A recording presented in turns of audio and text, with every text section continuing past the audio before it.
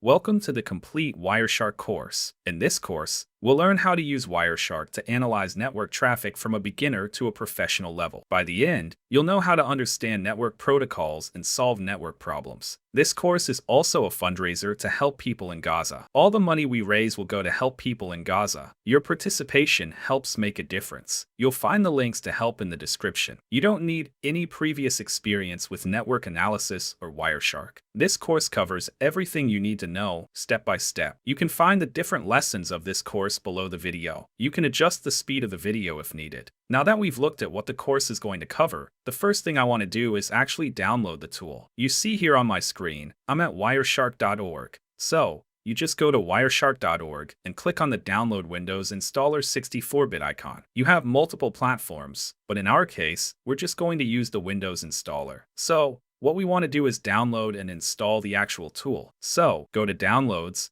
and install the tool. You can read through the license agreement if you want. It's always nice to read through it, but unfortunately, nobody really ever does. So, click on I agree, and then you see what it's going to install. Now, T-Shark is a command line version of Wireshark, but for now, this is everything I need. Also, this user guide is excellent for doing actual Wireshark testing. It shows you how to do many different things in Wireshark. So, we just accept all the defaults. There's nothing here that we're going to change. Now, this is the part where sometimes people get confused. It tells me I've currently got WinPCAP version 4.1.3 installed, and it asks me if I want to install WinPCAP version 4.1.3. Since it shows that the WinPCAP version that I currently have installed is the same, I don't have to worry about installing it again, so I can just accept the fact that it's already installed and click Next. Now, you might have to install WinPCAP if you've never installed it before, but we're not doing any USB capture traffic, so just accept the defaults and click Install. And that's the process of installing Wireshark. Once it gets done installing, click Next and then Run Wireshark to open it. Now that we've installed Wireshark, the next thing to do is talk about working with Wireshark. This is the Wireshark interface. You'll see a Welcome to Wireshark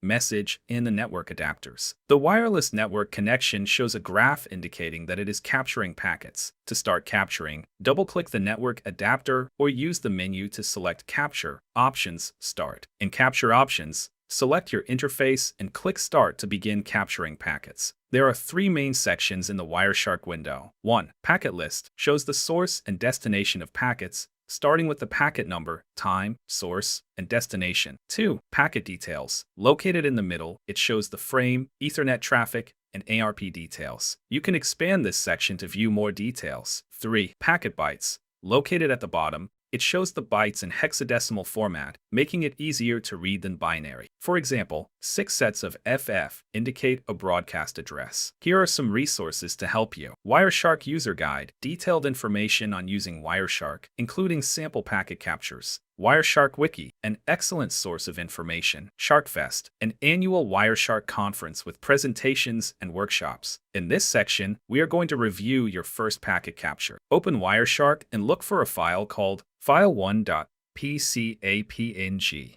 To open the file in Wireshark, click on File Open, select File 1, and click Open. You'll see the numbers of the packets and their details. There are many ARP, Address Resolution Protocol, packets. The top section of the window is the packet list, showing the packets in the capture. It displays the source, destination, and type of protocol. For example, a Netgear MAC address, source, sending packets to a broadcast address, destination. Scroll through the packet list to see different types of traffic, including HTTP. HTTP traffic is in clear text, making it easy to read. Now let's look at the middle window, the packet details. Selecting a packet shows its details. For example, an HTTP packet starts with a frame, followed by Ethernet, IP, and TCP. The middle window breaks down these details, helping you understand the packet structure. Finally, the bottom window shows the packet bytes in hexadecimal format. These bytes represent the actual data of the packet. Understanding these bytes and their structure will help you analyze network traffic at a low level.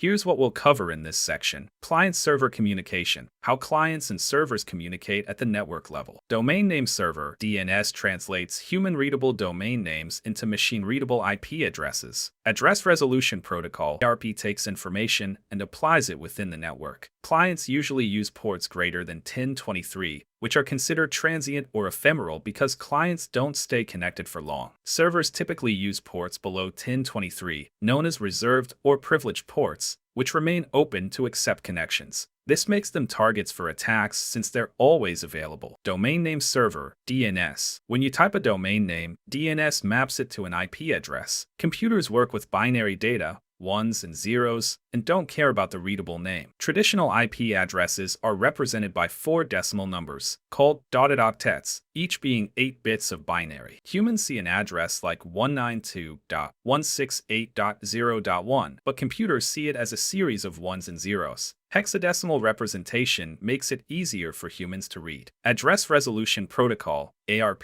ARP maps an IP address to a physical MAC address, allowing data to be sent into the machine. The IP address gets data to the network, often to a router. The MAC address is needed to send data into the machine. Now, let's apply our knowledge to a static capture file, specifically file1pcapng. You can open this file to follow along or watch first and then try it yourself. Once opened, you'll see packets listed, with numbers in the left column and lots of ARP traffic. DNS converts human-readable names to machine-readable forms, binary. Look for DNS traffic in the file. For example, packet 1093 contains a DNS query for www.udemy.com. The source port, greater than 1023, and the destination port, 53, indicate typical client-server communication. Expand the Domain System Query section to see the query details. Look at the response in the next packet, which shows the IP address for 151.101.24.175. ARP maps an IP address to a physical MAC address. For example, packet 3708 requests the MAC address for IP 192.168.0.7. Packet 3714 responds with the MAC address CC3D82.1351.4F for IP 192.168.0.7. Click on the packet to see ARP details, including the source and target MAC addresses.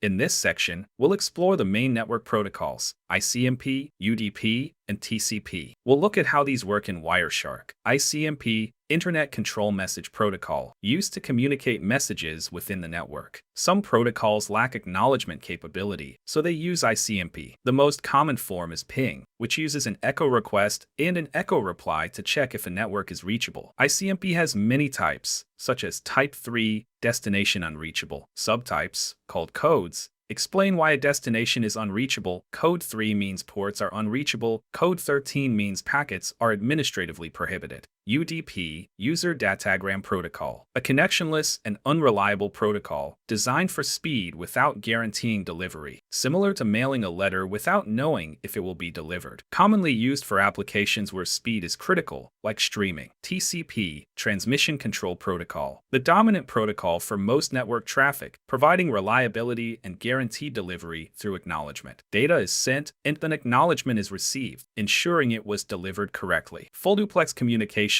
meaning data can be transmitted in both directions simultaneously, used for most protocols requiring reliable communication, despite the overhead and reduced speed compared to UDP. Now that we've reviewed some network protocols, we're going to apply our knowledge and skills to a static packet capture file. First, let's work with packet 8217. To find it quickly, click on the capture window and press Ctrl+End. To go to the bottom, you'll see packet 8217, which is an echo ping request, followed by packet 8218, an echo ping reply. This indicates a ping from host 192.168.0.87 to the IP address of the Udemy web server. Expanding the ICMP section in the middle window, you'll see that an ICMP echo request is type 8 and an ICMP echo reply is type 0. This shows the various types of ICMP messages. Now, let's look at ICMP type 3, which indicates destination unreachable. Go to packet 1241. You can do this quickly by using the Go to Packet option and entering the packet number. Packet 1240 is a DNS query using UDP, and packet 1241 is the ICMP type 3 response indicating the destination port is unreachable. Code 3. For UDP traffic, packet 1240 shows a DNS query to port 53. The UDP packet details are minimal because UDP is connectionless, and does not guarantee delivery. Now, let's examine TCP communication. Go to packet 1239, which uses TCP. Expanding the TCP section and scrolling to the flags, you'll see the ACK flag set, which is part of TCP's reliability and guaranteed delivery mechanism. We won't go into too much detail here, as we'll cover TCP in depth throughout the course. In summary, we've identified ping requests and replies, examined ICMP Type 3 messages, explored UDP traffic, and briefly looked at TCP communication. Next, we'll continue building our skills with TCP IP analysis in the following module.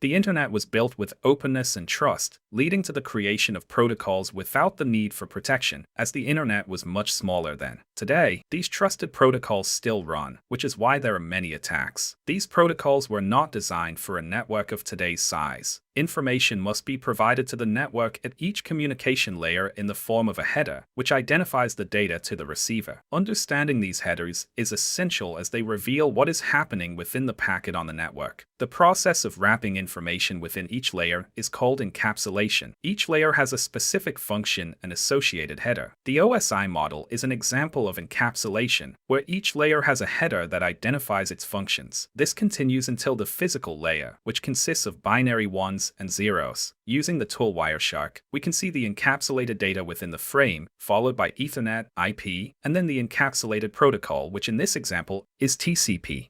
This shows how network protocols are contained within each other. Now that we've discussed the theory of network protocols, encapsulation, and headers, we'll apply our knowledge to a static capture file. We want to first look at our IP header by selecting packet number 3. This packet is an ICMP packet. In the middle window, we see a frame followed by Ethernet, IP, and ICMP, showing encapsulation. All these protocols are contained within each other. By expanding the IP section, we can see more information. Highlighting IP in the bottom window shows the entire IP header in hexadecimal. Clicking on the version 4 signifies the start of the IP header. The protocol type, ICMP, is represented by the decimal 1, indicating the IP has the encapsulated ICMP protocol. Next, we go to packet number 5, a UDP packet. It's also encapsulated with the IP header. UDP is represented by hexadecimal 17 or 11 in blue, indicating IP has the encapsulated UDP protocol. Expanding UDP shows a simple header since it's connectionless. Now, let's look at TCP. In packet number 17, which goes to port 21, we see IP with the encapsulated TCP protocol. Clicking on IP and expanding it shows the protocol encapsulated by the representation of 6 in the bottom window, indicating TCP is the encapsulated protocol. Expanding TCP reveals more information in the header, allowing for connection-oriented communication. Focus on the flags, such as the SYN flag, which requests to open a connection. UDP is used for streaming and is connectionless, with a minimalistic header and no acknowledgement from the receiver. TCP, being reliable, has a larger header to track connection parameters. This header includes sequence and acknowledgement numbers, along with control bits or flags to ensure reliability by acknowledging received data. Now that we've discussed the theory for network connections and streams, we will apply our knowledge and skills to a static packet capture file. Here, I have the file open. First, we want to look for a UDP stream. We have a couple of UDP packets early in the capture. We want to look at the one representing SSDP, Simple Service Discovery Protocol. You can find this at packet 59. Click on packet 59 to see that it is UDP and SSDP. In the middle window, it says Hypertext Transfer Protocol because it uses similar parameters. Here, we see our user agent,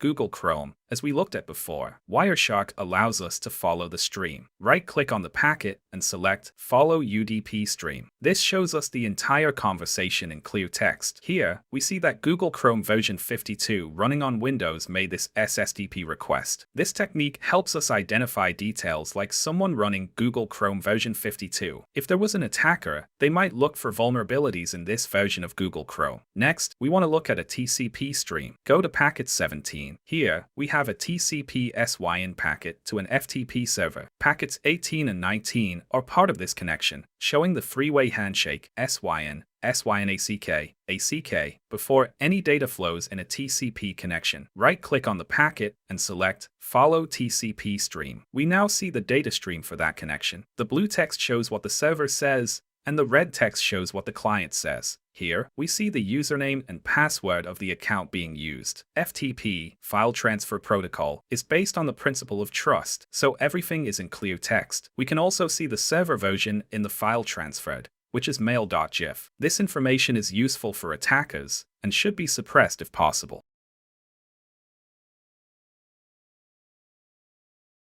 In this section, we will review the details of capturing network traffic. First, we will learn about selecting the interface we want to monitor. With the latest version of Wireshark, you can select more than one interface at a time to start your capture or to view the configuration options. When you open the Wireshark tool, all detected interfaces will be displayed. If an interface is not listed, it might be due to a driver issue or a problem with the host-based protection software on the machine. The interfaces and their activity are shown with a bar graph. Once you open the capture options, you will see the default landing page with listed interfaces and a box for promiscuous mode, which turns off MAC address filtering. There are 3 tabs at the top for interfaces, output options, and name resolution. For output options, you can save captures with different extensions like .pcap, which allows you to review files with other tools like TCP dump or intrusion detection tools like Snort. You can set the file size limit, and Wireshark will automatically create a new file when the limit is reached. This is useful for continuous monitoring, such as detecting intrusions 24/7. In the Name Resolution tab, you can resolve network names, making it easier to understand the capture data. Next, we will set up your first capture using the Wireshark tool. Start Wireshark and verify that your interface connected to the internet is listed. In my example, it's the wireless interface. Click on Capture Options. You should see your wireless network connection with some data on it, represented by the bar graph. Select your interface and click Options. Make sure Name Resolution is turned off. Ensure there's no checkmark in Resolve MAC addresses. If you haven't done this yet, you'll see the vendor name instead of the MAC address in your packet capture. We want to see the MAC address. Click on Start to begin capturing packets. You'll start seeing MAC addresses instead of vendor names, which is what we want. Now, open a web browser. After visiting the site, go back to Wireshark and click Stop to end the capture. Next, look for the DNS query. The quickest way is to search through the packets. In this example, it's packet 106. You'll see the query and the response. After this, the TCP connection starts. If you right-click on the SYN packet and select Follow TCP Stream, you can see all the data in the stream. Although the data is encrypted, you can still see some information like the SSL certificate details. For a clearer example, let's visit a non-encrypted website. Start a new capture, visit a site you know uses HTTP instead of HTTPS, and stop the capture. Look for the DNS query again. Here, you'll see the query,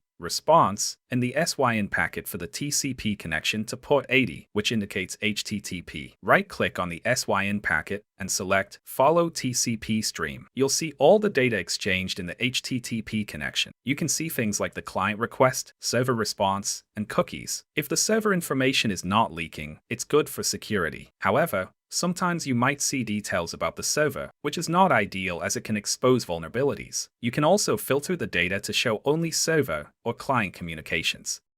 Highlighting the server in blue or client in red can help you focus on specific parts of the exchange. Now that you understand how to perform a live capture, you can capture and analyze network traffic to detect and understand what's happening. This is the power of protocol analysis using Wireshark. Next, we'll continue with more hands-on protocol analysis with Wireshark to further enhance your skills. It's time to open Wireshark again and start our capture. But first, we need to check one thing. Click on Capture Options and look down here to see Enable Promiscuous Mode on all interfaces. This setting tells the network adapter to turn off its MAC filtering and capture all packets. Since most of you are connected to a switch, we'll only see traffic to or from our machine along with the broadcast traffic. Promiscuous mode is useful when you have a hub or a device sending all network traffic to the machine. In this mode, you'd see all the network traffic. Another instance where this mode is useful is when using a wireless network adapter. Older versions of Wireshark required the card not to be in promiscuous mode to see Ethernet traffic. The newer version doesn't have that problem. If you encounter an older version and it's not capturing packets, promiscuous mode might be the issue. Now, I'll start a new packet capture and select my wireless network connection. We'll discuss a process and methodology for reviewing the data, which we'll refine as we build our skills. I'll stop the packet capture. We'll go to the top and see packet 1. There's some UDP traffic and ARP traffic, which is normal for a network. As I go down, I'm looking for UDP traffic, specifically DNS queries for our network traffic. Once we have the DNS query, we quickly get the response and connection information. With practice, you'll get better at exploring network traffic. For instance, there's a DNS query for astonmartin.com, and the response follows immediately, showing the connection details. In Wireshark, you can use the top window to see packet information or the bottom window for the hexadecimal dump. Now, we have the IP address of Aston Martin, and we can see the HTTP traffic showing a three-way handshake on port 80. We're looking for data from Aston Martin, so I right-click on the packet after the query and follow the TCP stream. Here, we see the server information, such as it running Microsoft IIS/8.0. This data is obtained because we have a process for protocol analysis. After clearing my filter, I continue looking for suspicious traffic. Wireshark may indicate spurious retransmissions, often just noise on the network, mainly due to data mining. Every time you go online, data mining happens, which is why you see related advertisements after searching for something. Understanding protocol analysis helps you see this network traffic and identify important details. With a filtering process, you can focus on specific components of network traffic. For example, if I apply my methodology to a JPEG file, I can follow the TCP stream and see the data related to Aston Martin's server, like Adobe Photoshop details. Protocol analysis teaches you what's happening on the network. By practicing, you'll become proficient. Next, we'll work with capture files within Wireshark and explore ways to filter data for a detailed view of network activities. In this section, we will review the details of different options for working with capture data from the network. We will learn about the saving capability within the tool and the different file saving formats. This is powerful because you can save your captures and use them in various tools to explore different things. You can also use the Save Packet Capture to train and build your skills. As shown in the image, we can save any data captured within Wireshark. This is valuable for setting up different types of network traffic and seeing what it looks like. The more you practice capturing network traffic information, the better you'll get at analyzing the saved data and gaining more skills. This helps us analyze data and prepares us for conducting intrusion analysis and other tasks. We have many file formats available. The latest format is PCAPNG, which is the default. The first format is the most versatile, the PCAP format. This allows us to use command line tools like TCP dump and others. If you want the most versatile format, use this one. It also allows us to import packet capture files into various tools like Snort. Next, we'll explore how to save your capture files using the Wireshark tool. Once the program starts, verify that your interface is connected to the internet. Go to Capture Options. Select the wireless network connection and start the packet capture. Next, generate some traffic by opening your browser and visiting the Aston Martin website. After visiting the site, return to your packet capture and stop it. The Aston Martin site provides a lot of information. We want to save the entire packet capture, so save it in a versatile format by choosing PCAP from the drop-down menu. Name the file, for example, Aston. Now, you have the Aston Martin capture saved. To make your capture more detailed, look into it and isolate specific parts. This is useful for network forensics, intrusion analysis, and other tasks. Start by searching for your DNS traffic. Scroll through the data to find the DNS query for Aston Martin. Once you find the DNS query for Aston Martin, right-click and follow the TCP stream. You'll see the server responding that it's aston-martin.com and identify the server version. In this case, Microsoft IIS 8.0. This information is crucial. Save this specific component, naming it something like Aston Web, which contains the packets related to the Aston Martin web server. This is useful for intrusion analysis and training.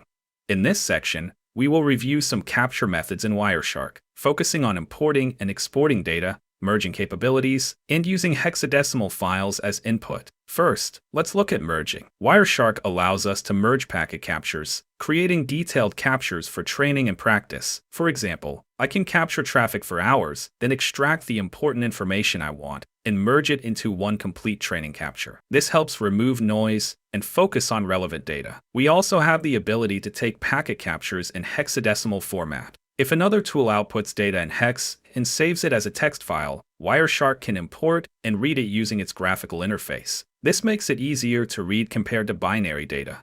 Next, we'll explore merge and capture files using Wireshark. This will help us build powerful packet captures for our library, useful for training or investigating intrusions. We can create a packet capture file with relevant information and submit it as evidence, eliminating unnecessary data. So, let's start a packet capture. Go to Capture Options, select my Internet-connected interface, which is my wireless network connection, and start the capture. Now, I need some traffic. I'll go back to my packet capture file. I have a couple of options. First, I'll stop the capture and save the capture file. Click on File, Save, and name it Website Traffic. Save it. Next, click on File, select Merge. Find the saved file, Website Traffic, and open it. We will merge it with File 1. Click on File, Merge, and select File 1. Now, we've merged the files. Scroll down, and now we have the content from both File 1 and the browser traffic we just created. Save this merged file to the desktop and name it File 1 and Websites Merged. One issue is the ARP traffic we didn't want to see. To avoid this, we can create sections of the file. Find the section we want to keep and use the same process we've discussed. For example, we find TCP communication, right-click, and follow the TCP stream. Save this section, name it Udemy HTTP, and now we have that portion of the section. As we build our skills in network protocol analysis, this process becomes easier. Next, we'll explore powerful filtering concepts within Wireshark for more efficient packet analysis, instead of the old method of scrolling through packets manually.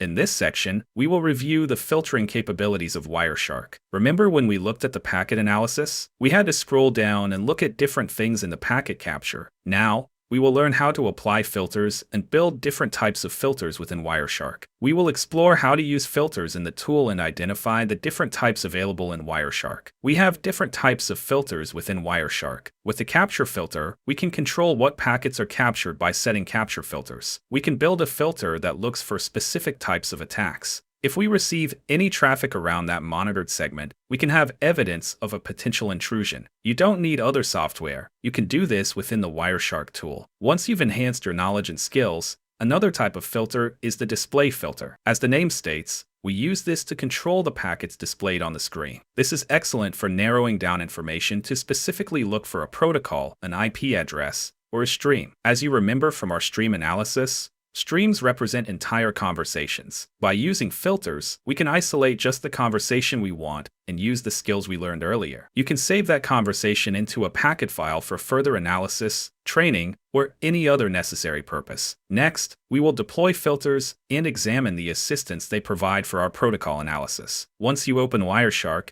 you can open your capture file. First, explore the filter option. Here, you see where to apply an actual filter. Enter ARP, then click the blue arrow. This filters the packets, showing only ARP packets. Clearing the filter is simple. Just click the X. Now, let's use a different filter, such as ICMP. Apply it by hitting the arrow, and you'll see only ICMP traffic. This shows how filters help break down complex protocols or packets for detailed analysis. Any protocol can be entered here. For example, enter TCP and apply it. You will see TCP traffic. Packet 17 shows the three-way handshake start, indicating a connection to an FTP server. The packets display the steps needed to open a connection. Packet 20 identifies an FTP server version. As you gain more knowledge, these details become clearer. Now, let's define a capture filter. Go to Capture Options. In the Capture Filter section, select UDP port 53. This will filter for DNS traffic. Start your network traffic, and in your browser, generate some traffic. Return to Wireshark, and you'll see only DNS packets. However, note that the capture filter limits the packets saved, so you may miss other important packets. Use this in specific scenarios where certain protocols should not appear. Next, we'll explore characteristics of normal and abnormal traffic. You'll see what an attack looks like at the network level.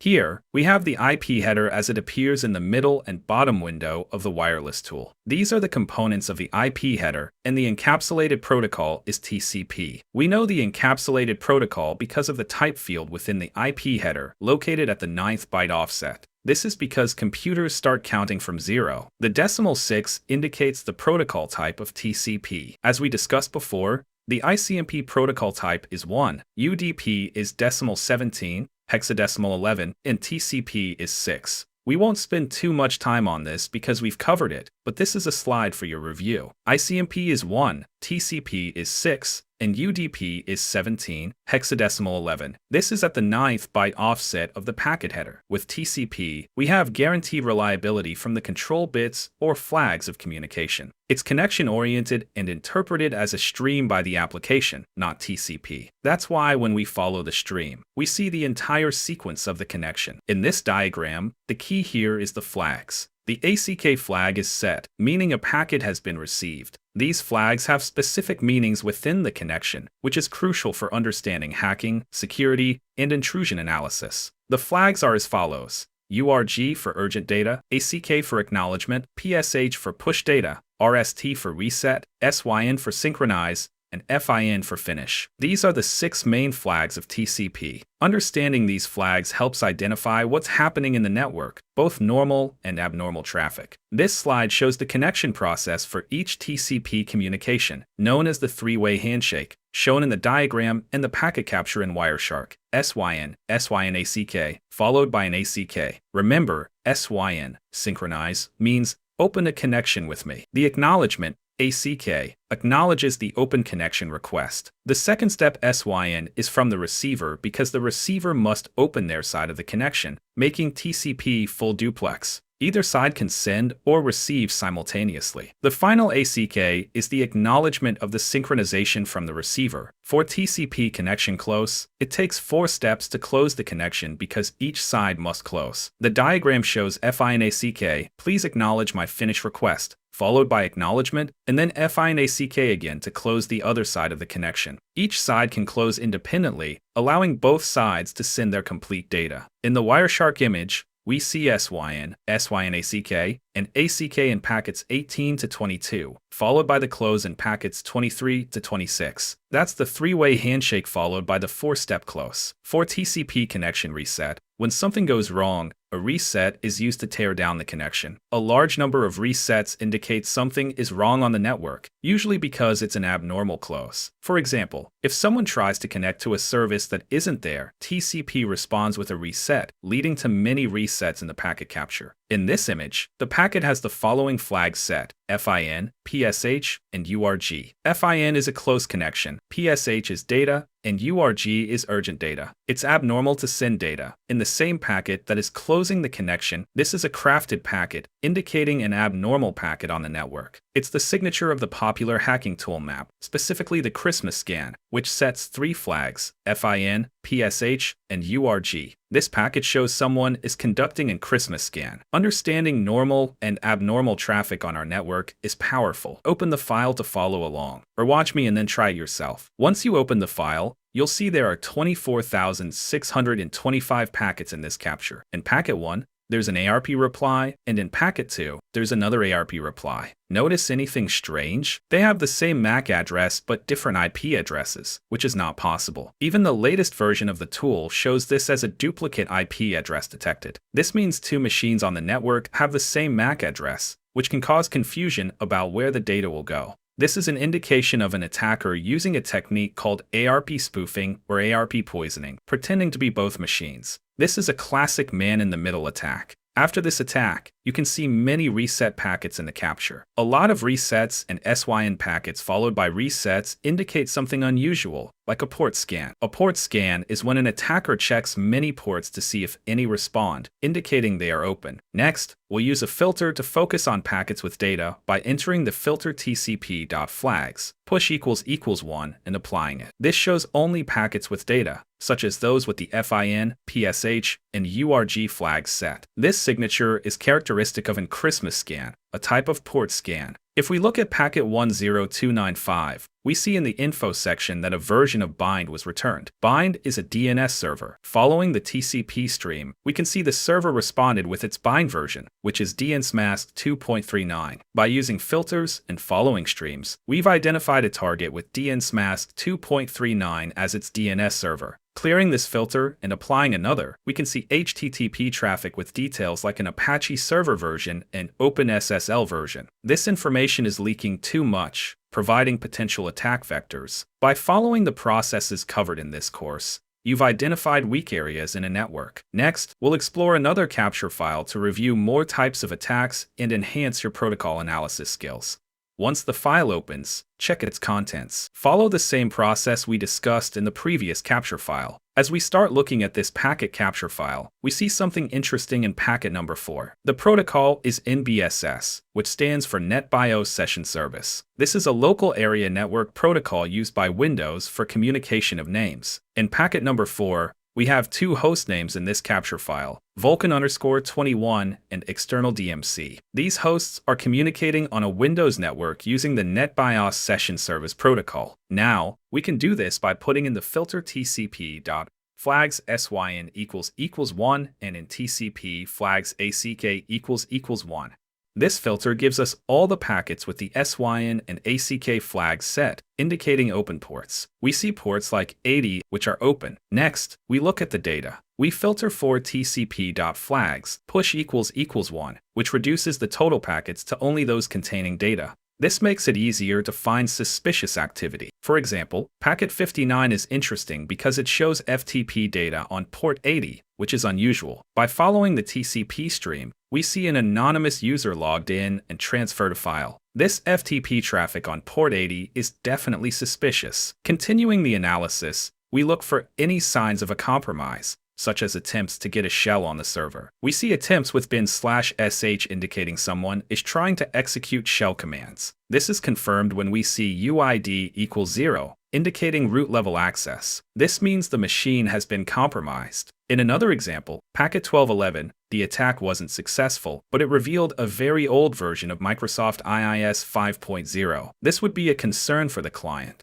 We also see a directory traversal attack indicated by %C0%AF. Finally, packet 1495 confirms a successful compromise. The attacker gained a shell and verified it was running Microsoft Windows 2000. They then exited, having confirmed the compromise. By following this process, we can effectively analyze network traffic for signs of compromise using Wireshark and protocol analysis.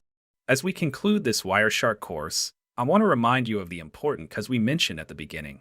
Please consider donating to the fundraiser for children in Gaza. Your contributions can make a significant impact and provide much-needed support to those in need. Thank you for your participation and generosity. Happy analyzing!